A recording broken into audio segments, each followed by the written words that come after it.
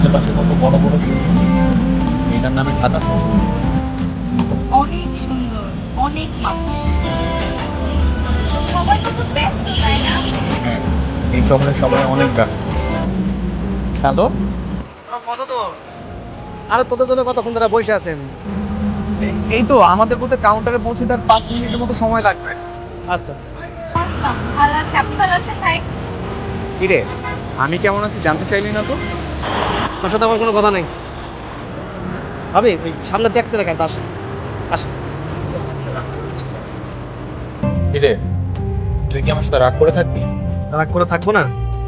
বন্ধুরা হারামি হয় ঠিক আছে, কিন্তু হারামি লিমিটটা ক্রস করে ফেলেছিস।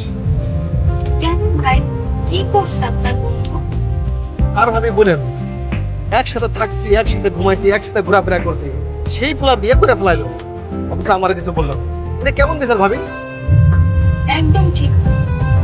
তুই আগে আমার কথাটা তো শুনবি।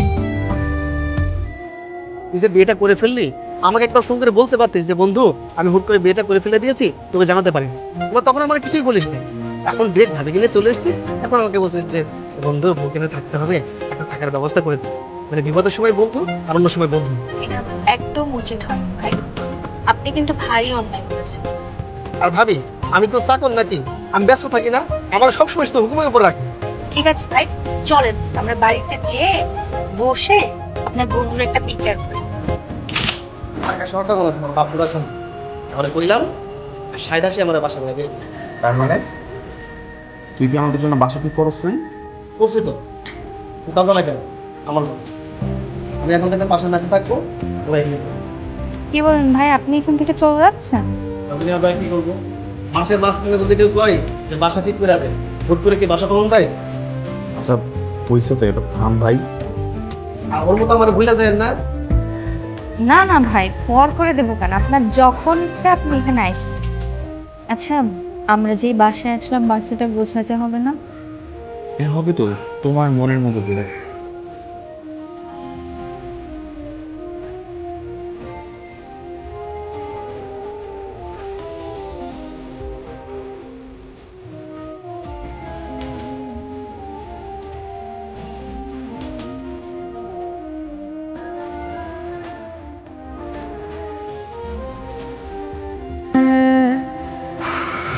আমাদের সংসারটা কিভাবে সাজাবো তার জন্য বেশ কিছু চিন্তা ভাবনা করছি। এর মধ্যে তুমি চিন্তা ভাবনা শুরু করে দিয়েছো? তো করতে হবে না? এতদিন একা ছিলেন, খরচও কম ছিল, এখন তো আমি আছি, দুজন মানুষ, খরচও দ্বিগুণ। আর বাজারে সবকিছুর দাম যেভাবে বেড়েছে, হিসাব না করে চললে হবে না। কি ব্যাপার মহিদুল সাহেব, এমন মনোযোগ দিয়ে মোবাইলে কি দেখছেন? আপনার ভাবির ছবি দেখছিলাম ভাই। আহা কি ভালোবাসা! আমি আমার বিয়ের প্রথম দিকে বুঝছেন, সারাদিন অফিসে বসে আপনার ভাবেরই ছবি দেখতাম। দেখতাম মানে? এখন দেখেন না? না রে ভাই, অফিসের কাজের প্রেশারে আপনার ভাবির চেহারা মনেই পড়ে না। আপনি কখন আসবেন? আমাদের তো আজকে বাইরে যাওয়ার কথা ছিল। আমার না আসতে একটু দেরি হবে, 8টা সাড়ে 8টার মতো বাজবে। এত দেরি? আর একটু আগে আসা যায় না? তোর দাম চাইবে তা তো জানি। ভাইয়া এই শাড়িটার দাম কত? এটা 2000 টাকা ভাই। একটু কমিয়ে রাখেন ভাই। না ভাই, আচ্ছা ঠিক আছে, সমস্যা নেই, আমরা অন্য দোকানে যাবো, চলুন।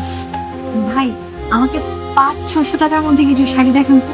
আপনার এত কম দামে তো শাড়ি না, তো একটা আছে ফিক্স দাম 700 টাকা। অনেক সুন্দর। হাই হাই, 700 টাকা দামে এত সুন্দর শাড়ি! দেখছেন আপনি কালারটা কি সুন্দর, শাড়িটা সুন্দর না? তোমার কি এটা সত্যিই পছন্দ হয়েছে? হ্যাঁ, 700 টাকা এত সুন্দর শাড়ি পাওয়া যায় না তো। ভাই আমাকে এই শাড়িটা দিন। বারবার পিছে তাকাচ্ছেন কেন? আরে বাবা, যা গেছে গেছে, ভুলে যান না, শাড়ি তো কিনে এনেছি। তোমার পছন্দের শাড়িটা আমি তোমাকে কিনা দিতে পারলাম না। এখন চলেন, আমাদের অনেক কিছু কেনাকাটা করা বাকি। মাংস কিনতে হবে, সবজি কিনতে হবে, তরকারি কিনতে হবে। এই রেহানা, গরুর মাংসের দোকান তো ওইদিকে, আমরা এদিকে কেন যাচ্ছি? গরু মাংস কিনবো না তো? গরু মাংসের কেজি কত করে জানেন? 750 টাকা। তার মানে 2 কেজির দাম 1500 টাকা। আমরা যদি 500 টাকার মুরগিও কিনি তাহলে পুরো মাস ভালোভাবে চলতে পারবো। ভাই মুরগির কেজি কত করে? আজ আমাদের বাজারে মোট খরচ হয়েছে 2000 টাকা। আশা করি এই বাজার দিয়ে এক সপ্তাহ চলে যাবে। আমাদের এক মাসে 8000 টাকার বাজার করলে হয়ে যাবে।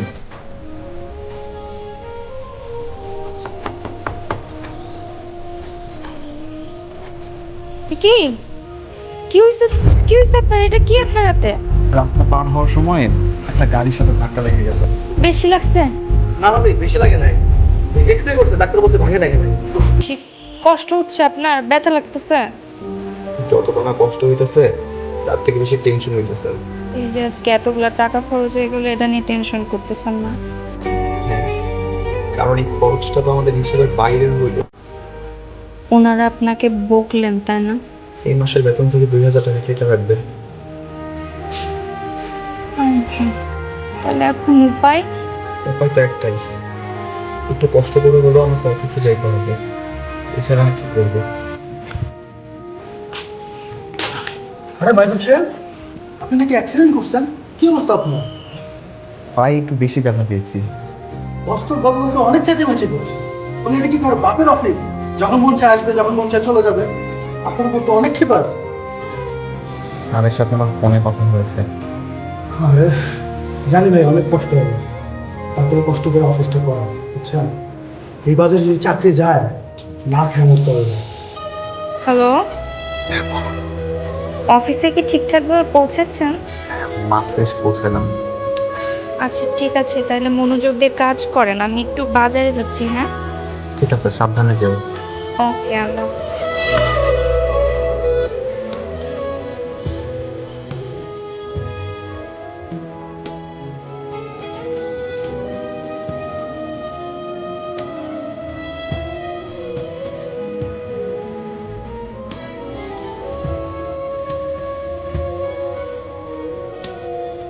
ভিডিওটি ভালো লাগলে লাইক কমেন্ট শেয়ার করে চ্যানেলটি সাবস্ক্রাইব করুন আর সেই সাথে এই ভিডিও সম্পর্কে আপনার মূল্যবান মতামত জানাতে ভুলবেন না। কিন্তু ধন্যবাদ।